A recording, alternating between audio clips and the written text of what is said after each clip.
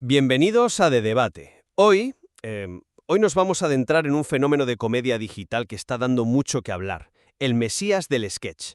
Un canal que se define, y esto es clave, por su humor adulto con alma. Y la cuestión que nos ocupa yo creo que es la siguiente. ¿Es este formato una herramienta verdaderamente sofisticada, eficaz, de crítica social y autoconocimiento? ¿O se trata más bien de una fórmula de entretenimiento, muy bien ejecutada, eso sí, que estetiza las contradicciones modernas sin ofrecer una reflexión realmente profunda? Yo voy a sostener que el canal representa una valiosa evolución de la comedia, utilizando lo que el material llama sarcasmo espiritual como un vehículo para una crítica aguda y una introspección muy necesaria. Y yo, por mi parte, plantearé que, si bien es ingenioso y a menudo brillante en su ejecución, este humor corre el riesgo de ser, superficial. Argumentaré que su grandilocuencia conceptual, con términos como evangelio o mesías, podría ser más una estrategia de marca muy inteligente que un reflejo de la profundidad real que parece prometer. Bien, pues entro directamente en materia. Desde mi punto de vista, la propuesta del canal es fundamentalmente filosófica, pero claro, adaptada a la era digital, a la velocidad de un sketch. Su brillantez no es casual, se asienta en tres pilares, o mandamientos, como los llama la fuente, que le dan una consistencia que va mucho más allá del chiste aislado. El primero, humor con alma. Es para mí la clave de todo. Se aleja, y yo creo que deliberadamente, de la comedia de situación más prefabricada, ¿no? Su fuerza reside en identificar y explotar la contradicción que vivimos todos a diario. El material lo describe a la perfección. Es el humor de la persona que medita, pero también grita en el tráfico. Ajá. Y no es solo una frase ocurrente, es que captura la esencia de la neurosis moderna, esa lucha constante entre nuestras aspiraciones por ser mejores, más serenos y nuestras reacciones más viscerales. Vamos, es el reflejo de una generación que se compra libros de autoayuda mientras deja comentarios pasivo-agresivos en redes sociales. Esa dualidad es el verdadero territorio que explora.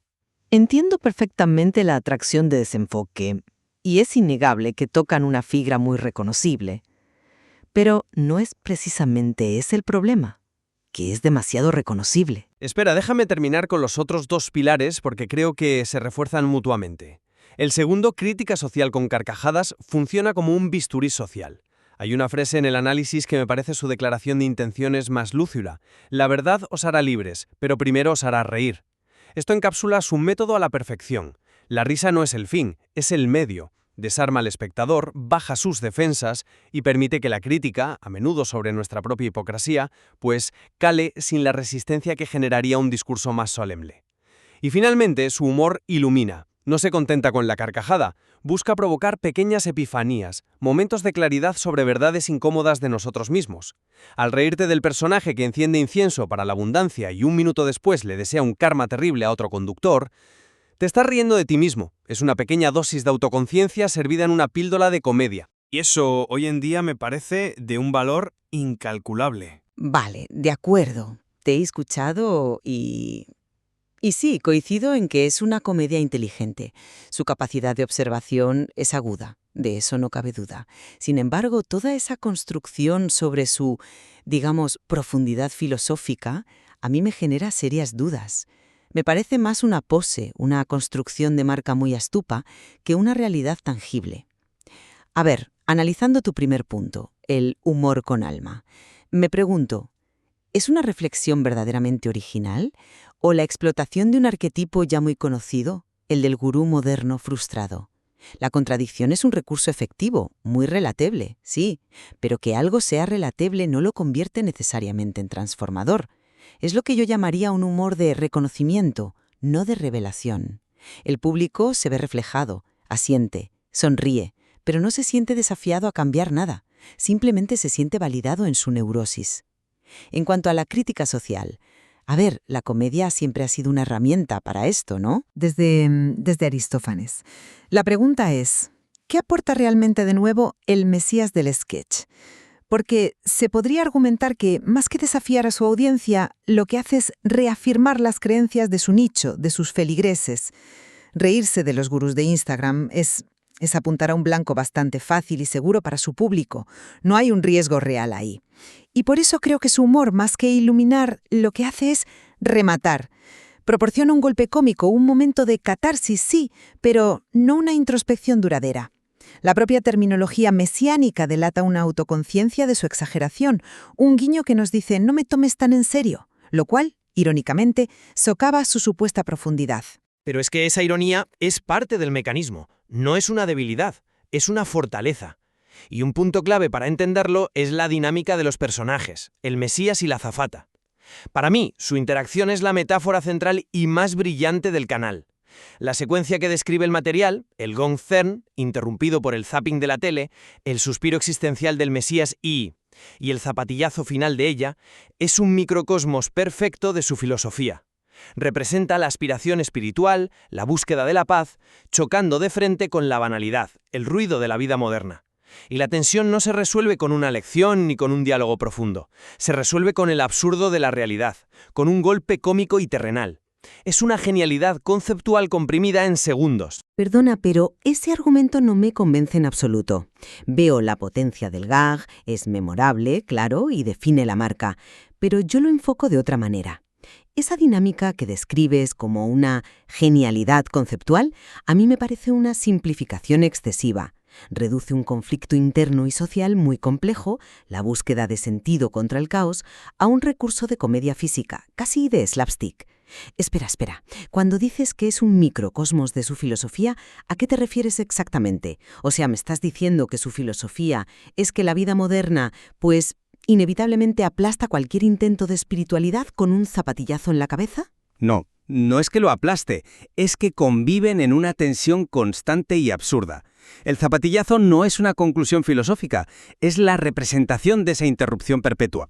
No pretende dar una solución, sino reflejar la ausencia de soluciones fáciles. Implícito que parece quedar es que la solución a la apatía espiritual es un golpe de realidad en forma de zapatilla. Es divertido, sí, nadie lo niega, pero al mismo tiempo banaliza el problema que pretende explorar. Lo convierte en un chiste recurrente en lugar de una plataforma para una reflexión más seria. Es un cortocircuito, no una síntesis. El espectador se ríe del golpe, no reflexiona sobre la tensión que lo precede. La risa anula la reflexión, no la provoca. Ahí es donde discrepamos fundamentalmente. Creo que subestimas el poder de ese cortocircuito. Es que precisamente ahí reside su eficacia. Y esto nos lleva directamente al segundo punto de debate. Si el impacto real es iluminar o rematar. Yo sostengo que no son excluyentes. De hecho, uno lleva al otro. El remate cómico, el zapatillazo, es precisamente la puerta de entrada a la iluminación. Sin ese golpe de efecto, sin esa carcajada visceral, el mensaje no entraría. La comedia seria o el drama ya intentan explorar estos temas y a menudo fracasan porque el público levanta barreras. El Mesías del sketch las derriba con el humor. Entiendo la teoría, pero en la práctica, ¿de verdad crees que funciona así? Esa puerta de entrada podría ser también la salida de emergencia. Yo creo que la balanza se inclina claramente hacia rematar. El humor es directo y memorable por el golpe de efecto, por el reconocimiento inmediato. La audiencia se ríe porque se ve reflejada en esa frustración, pero dudo mucho que esa risa la lleve a cambiar su perspectiva de forma significativa. Es un humor de complicidad, de reafirmación. Nos reímos juntos de lo absurdo que es todo. Nos sentimos validados en nuestro cinismo y seguimos adelante exactamente igual. Es catártico, sin duda, pero no necesariamente iluminador. Es un humor que te da una palmadita en la espalda y te dice «tranquila, todos estamos igual de perdidos», pero no te da herramientas ni te incita a buscar una salida. Simplemente hace que la pérdida sea más llevadera. Pero es que ese reconocimiento es el primer paso, y quizás el único que la comedia puede aspirar a dar de forma honesta. El simple acto de reírte de ti mismo al verte reflejado en la dualidad de antes es, en sí mismo, un pequeño acto de iluminación. Te obliga a confrontar tu propia hipocresía de una manera que no es moralizante sino liberadora. La carcajada es el mecanismo que rompe las defensas, haciéndote receptivo a esa verdad incómoda. Sin el remate, no hay acceso a esa pequeña epifanía. Es como la anestesia que permite la operación. El dolor del reconocimiento viene después, cuando la risa se apaga y te quedas pensando, «ostras, es que ese soy yo». La verdad es que es un punto interesante. Me hace pensar si el verdadero valor no está en el contenido en sí, sino en el permiso que le da a su comunidad para reírse de sus propias contradicciones. Aunque, por otro lado, eso me lleva a la cuestión del público objetivo. ¿Estamos hablando de una comunidad genuina o de una cámara de eco muy bien diseñada? Tú pareces verlo como una fortaleza. Absolutamente. Y no creo que sea una cosa o la otra. Es una comunidad. Y como toda comunidad con una fuerte identidad, tiene elementos de cámara de eco, pero eso no es necesariamente negativo. El material es claro. El canal no busca a las masas, sino a su congregación, a sus cómplices. Esto no es una debilidad, es una declaración de principios. Demuestra que no es comedia prefabricada para un consumo masivo, sino una propuesta de nicho con mayor densidad. Le habla a un público que ya tiene un cierto nivel de autoconsciencia y le proporciona un lenguaje común, un código para explorar sus dualidades. El texto lo llama una comunión de la carcajada y creo que el término es perfecto. No es excluyente por elitismo, sino por afinidad. Crea un espacio seguro donde la gente puede explorar sus fallos, sin sentirse juzgada. Ya, pero es que esa es justo mi objeción fundamental. Si, como dice el propio análisis, le está hablando a una congregación que ya entiende el sermón antes de que empiece, pues entonces, ¿dónde está el verdadero desafío? Corre un riesgo enorme de convertirse en una cámara de eco para un tipo muy específico de cinismo zen moderno.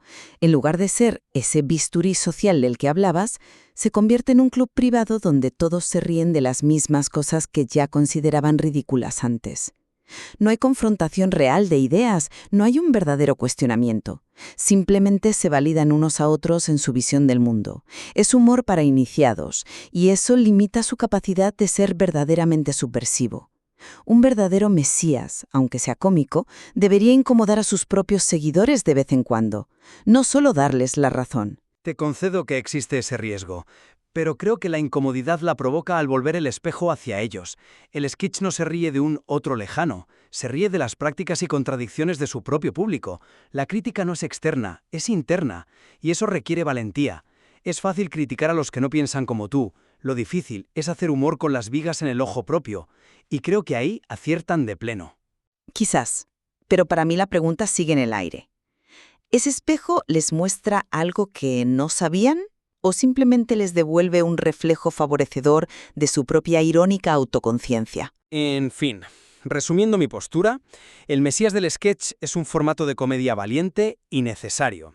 Usa el lenguaje de la espiritualidad y el sarcasmo no como una pose, sino como una herramienta precisa para navegar la complejidad de la vida moderna. Su gran valor no está en dar respuestas, porque sería pretencioso, sino en plantear las preguntas correctas de la manera más hilarante y desarmante posible, logrando así una conexión genuina con su público. Es una comedia que no te dice cómo vivir, pero te ayuda a entender por qué vives como vives. Por mi parte, y a la luz de lo que hemos discutido, reconozco su ingenio, su pulso cómico y la efectividad de su humor. Es un producto de alta calidad. Sin embargo, mantengo mi escepticismo sobre su profundidad transformadora. La grandilocuencia de su marco conceptual crea una expectativa que, en mi opinión, el contenido no siempre satisface. Funciona a la perfección como entretenimiento inteligente para un nicho muy concreto que se ve reflejado en él, pero quizá deberíamos ser cautos antes de calificarlo como una nueva filosofía cómica.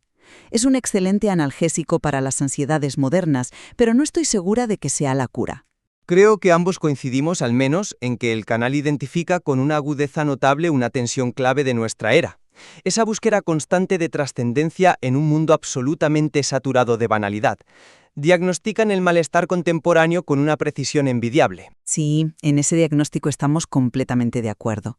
La cuestión de si su enfoque finalmente ilumina conciencias o simplemente remata con una carcajada liberadora y cómplice queda, creo, abierta. Y quizás ese es su mayor logro. El valor de analizar estas nuevas formas de comedia reside precisamente en la riqueza de estas preguntas, dejando que cada espectador decida al final qué tipo de creyente quiere ser.